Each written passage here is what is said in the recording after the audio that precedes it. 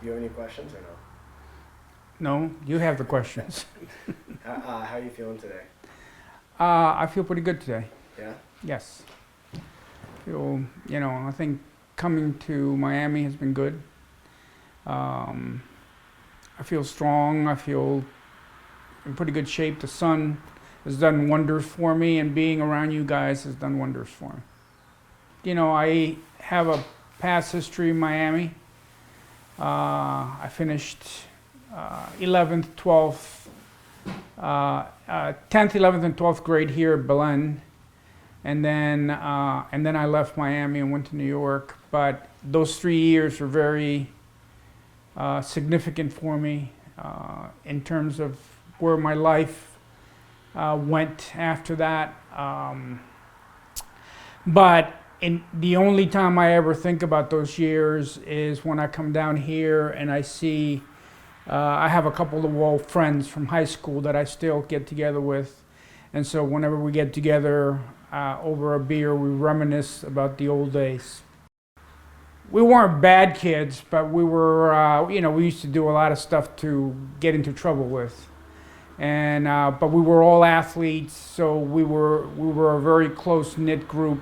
We played basketball, football, ran track together. So that particular group of friends that I had then, that I still have today, we have a lot of stories related to, the athletic days of fights in the basketball courts and people's mothers hitting people with their purses. It was pretty funny days. Of course, when I came from Cuba, I went to live in Washington, D.C. with an uncle. We were living in a little one-room apartment house. He did the best he could to provide for his family. But even though he had come from an embassy, and this guy was brilliant, this guy had like 7 degrees, my father's brother. He, at the time, was only teaching Spanish at Anacostia to the Marines, so he wasn't making that much money. So money was tight. We lived in a small apartment. He had his own family, and now he had 2 extra people. So as a result, as the years went by, it was harder for him to keep track of me, and I was in public schools up through 6th grade, and then I started to get into trouble. I started to get into a lot of fights, started to get in with the wrong crowd, and because of that, he put me in a parochial Catholic 7th and 8th grade school, because I was just getting out of control. That's where I met Wesley. Wesley was the janitor there.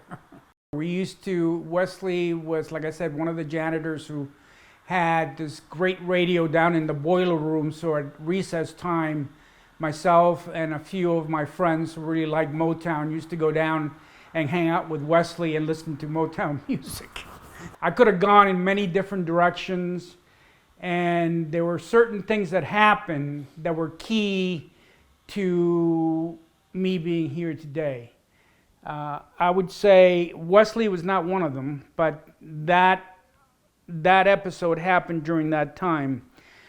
I think the most important thing that happened in the 7th and 8th grade was meeting this massively obese guy named Pat Collins, who used to coach the track team for St. Anne's, 7th and 8th grade track team. And so what happened was I started going to St. Anne's, which was the parochial school, but I was still hanging out with my friends, my delinquent friends from the public school. And so after school, we used to, get into trouble and do things. So one day we were at American University, just hanging out by the track, and the track team with Pat was practicing.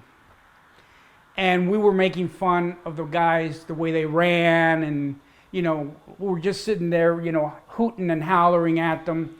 And Pat, this big, massive guy, came over to our little group and he goes, "Oh, you guys think you're so tough."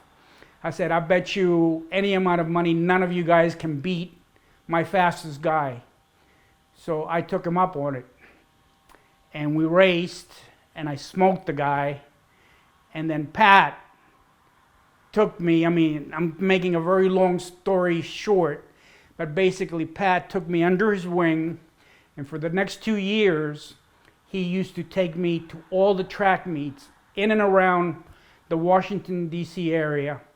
And I became very, very well known, so that after 2 years, when I graduated from 8th grade, I had scholarship offers to Georgetown Prep, Sidwell Friends, and St. Albans, which were 3 of the top schools in the area. And I went to St. Albans because their track coach was this really cool guy named Brooks Johnson, who used to be an Olympic runner. And he took me under his wing, and that's how I ended up at St. Albans. I was one of their first scholarship cases that they gave out because it was a very, very rich school. Very elite, all the government, senators' sons and presidential families went to that school. And I had gotten a scholarship there for track. And I was one of the first test cases that they had to see whether they could actually bring somebody who wasn't academically trained through their system and be successful at that school. So I did 1 year there. I did well academically and athletically, but then not realizing what I had in my hand. In other words, not realizing that that was one of the top prep schools in the entire country, I left that scholarship because my mother, my brother, and my sister had just gotten out of Cuba and were living in Miami. And I hadn't seen them since I was 8 years old. So after the first year of high school at St. Albans, I left the scholarship. I said, thank you, but I'm going to go live with my mom in Miami. And so I came to Miami, and my uncle had a priest who was affiliated with Belen. His name was Gillo. And through Gillo, they got me a chance to take the entrance exam at Belen. I took the entrance exam at Belen, and I did very well. As a matter of fact, that's what a great school St. Albans was. There was a whole mathematical section that they said, "Oh no, you don't have to do that, because it's quadratic formulas, and they at your level you don't know that." And just for the hell of it, I did the whole thing. And I think that they were so impressed that they gave me a partial scholarship to Belen. And so I started Belen at 10th grade. Belen at that time had a lot of, it was on Southwest 7th Street. It was like a little pillbox. It's not like Belen today that has a campus not unlike Petty with observatory. It's done very, very, very well. Back then, it was a little box on Southwest 8th Street. It was just like not even a city block. And that's where we went to school. My graduating class was 33 people. Like I said, the majority of the kids there, I would say half were from well-to-do families in Miami, and half were, kids like myself who had, were living with their mothers, or their parents weren't that well-to-do, and they were on scholarship at Belen. So, yeah, it varied.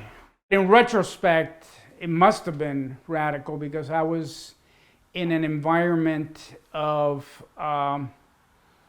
I mean, St. Albans was a very, very opulent school. I mean, it's very rich. The grounds were beautiful. And then to go from there, and everybody was waspish. To go from there to a little pillbox on Southwest 8th Street, where everybody only spoke Spanish, must have been a shock, but I don't remember it in my mind as such a shock. It was just, I sort of, it was what it was, and I just accommodated it and went with it. I had a good childhood. I didn't have a bad childhood. My dad was present. My mom was present, brothers and sisters. I grew up mostly in Tahuasco. Tahuasco is a small, very small town that was outside of a major city called Santi Espiritus, where I was born.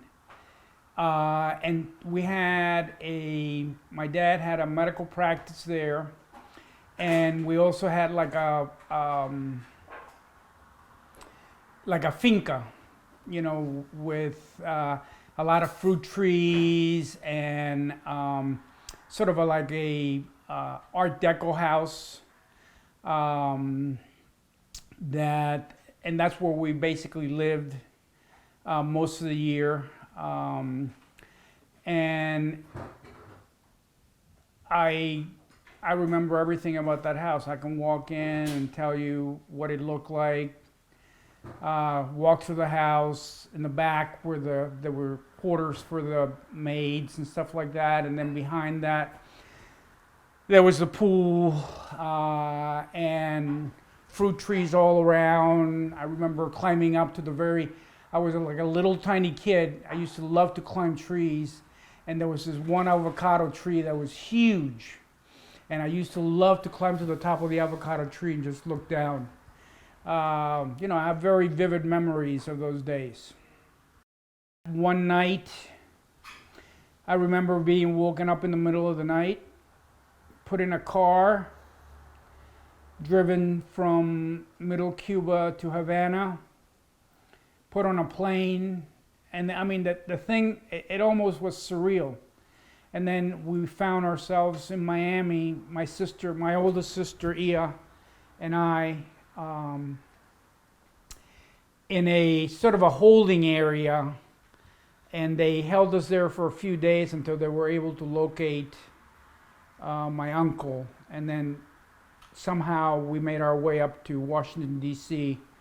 To live with them. But it wasn't anything that I had any foresight on. It just, like I said, I remember being woken up in the middle of the night, put in a car, and then the next thing I knew, in the morning, I was on a flight out of Havana, and we ended up in Florida. And I mean, the whole thing happened so quickly, it was kind of like a blur in my mind. I think I've always been able to sort of embrace whatever is happening and go with it. I don't remember being traumatized by the separation of what happened. I remember, okay, now this is a new phase of my life. I was in Washington. I didn't speak any English. I was probably one of two kids in the whole school back then. I mean, we're talking now 1962, who spoke Spanish. The other one was this Argentinian kid, redhead named Horacio. Other than him and me, there was nobody else, well, my cousins, who spoke Spanish in the school. So it's not like today where everybody speaks Spanish. You go to these schools and, Latin Americans make up a large percentage. In those days in Washington, D.C., in Northwest Washington, D.C., there weren't a lot of Hispanic people. But I don't remember being traumatized at all. I remember saying, okay, this is the next phase of my life, and embracing it and going with it. So after my mother and the rest of the family, except my father, got out of Cuba and went to live in Miami. I left, like I said before, the scholarship at St. Albans, came down here and applied to Berlin, where they did give me a partial scholarship to go to school. At that time, it was extremely difficult. My mom was working on and off in a factory, making orange juice factory, but she was kind of sick. Spent a lot of time in bed with, she was just sick. And my sister did the best that she could. She was working full time. That was Lula.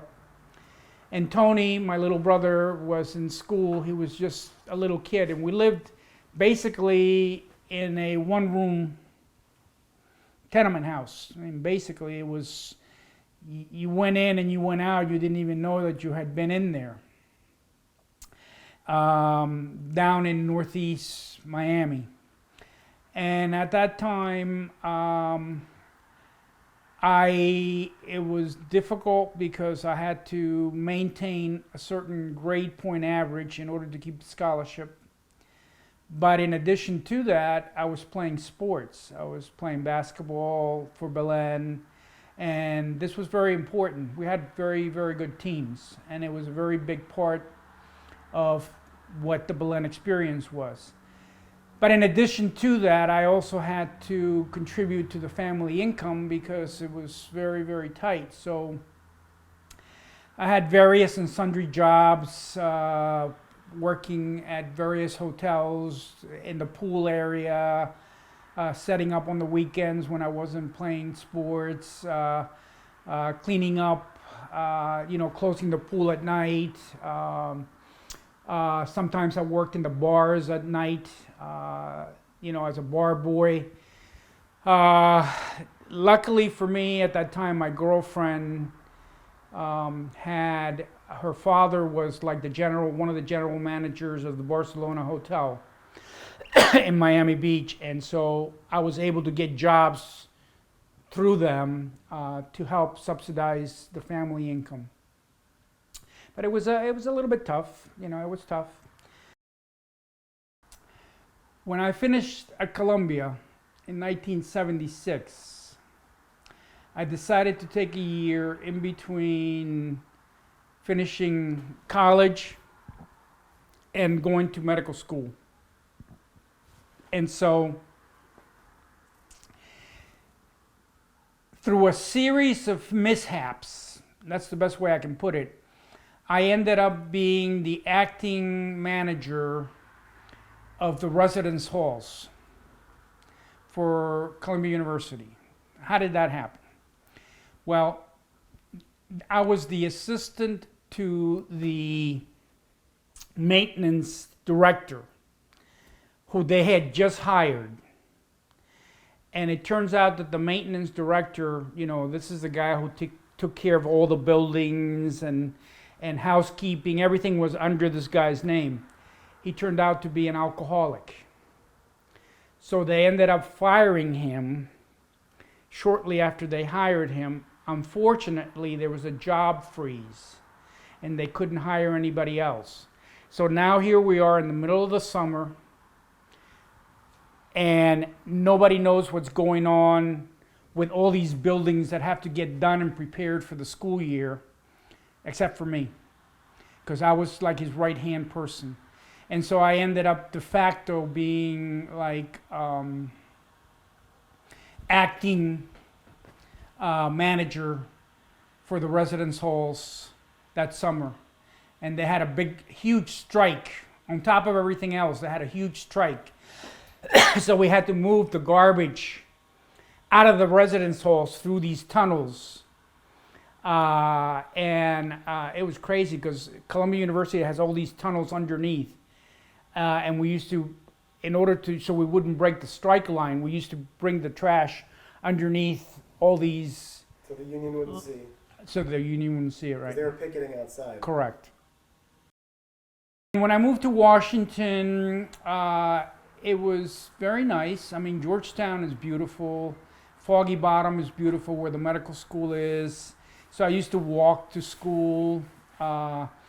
And your mother loves this story because we were sitting at a table, myself and all my friends, all the medical students, and a beautiful young nurse comes walking by that we hadn't seen before, your mother.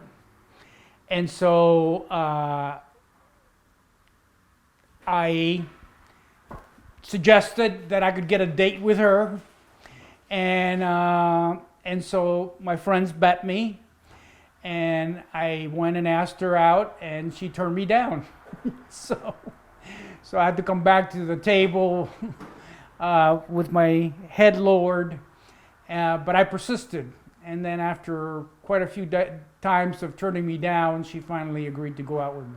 I was there one evening, and I believe I said to her, would you like to get, what time do you finish work? And she said, I think she finished like around 11 or something like that. And I said, well, would you like to go out and get a drink to an after hours club that I know very, very nice? And she said yes. And so the after hours club was my apartment. And we had a drink, and we hit it off, and we started going out. After I got her to go out with me, she was very impressed by the fact that we would take these fabulous vacations down to the Caribbean every year. Jorge's like my brother, and he was married to my sister for many years, and they live in Puerto Rico, and they have a beautiful sailboat. Well, they had many sailboats over the ages. We started out with a 27-footer, and we ended up with a 57-footer that we used to go sailing the Caribbean every year, and sometimes twice a year. So every vacation, we used to go and stay with them and go sailing through the most beautiful places. And your mother, of course, didn't realize at first that I was using my loans to finance some of this. Of course, George paid for the majority of it, but our flights and stuff like that was coming through our loans that we ultimately had to pay back. But she thought she had, got herself a rich doctor, and that wasn't the case. Your mother gave me, I think she gave me about a year. We dated about a year and a half. And then she basically told me, that if I was serious, that, she was looking to move to the next step. She gave you an ultimatum, and then you declined, and you guys broke up for a period of time, then got back together? I don't recall that. You're going to have to ask your mother that. But I don't recall breaking up. Did we break up, Marie? Yeah. Apparently we did. You don't remember that part? I don't remember that part. I figure if it's going to work, it's going to work with anybody else, so it'll work with her, so let's give it a shot. Her sister had just gotten married, so her parents had paid for the wedding. Rather than make them, they weren't a wealthy couple, and rather than make them pay for another wedding or something like that, I mean, we didn't have any money. We decided to just go to the Justice of the Peace and get married, and then we went to visit her parents in New York, in Long Island, and then we went out to dinner with them. We had a nice dinner to celebrate, and that's how it happened. The truth be told, I was not interested in kids. Your mother was interested in kids. And so, but after we had you, it was such an experience for me that the rest of the kids came easy. I mean, I fell in love with you so much that the rest came easy.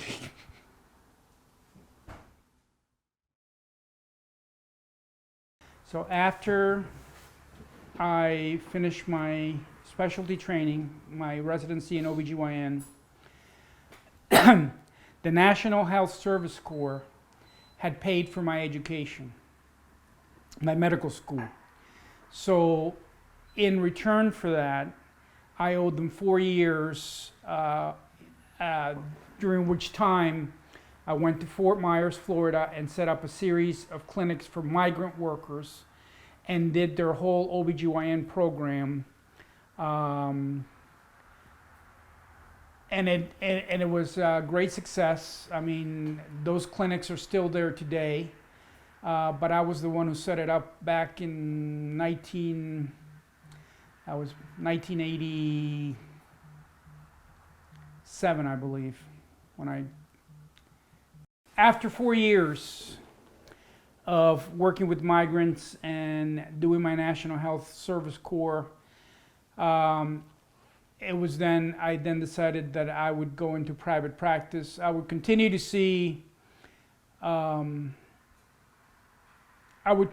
to have open door policy towards poor people. That was very important to me. But I would do it in a private setting. So I started looking for jobs, and